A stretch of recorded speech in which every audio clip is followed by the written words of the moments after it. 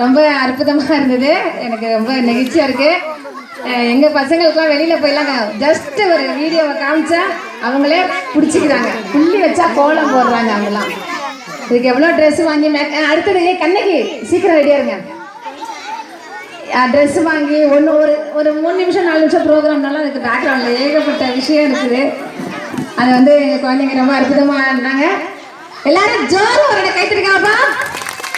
நல்லா இருந்துச்சா? நல்லா இருந்தாங்களா? உங்களுடைய கைத்தட்டல் தான் உங்களுடைய திறமைகளை மேலே மேலே வளர்க்கும்.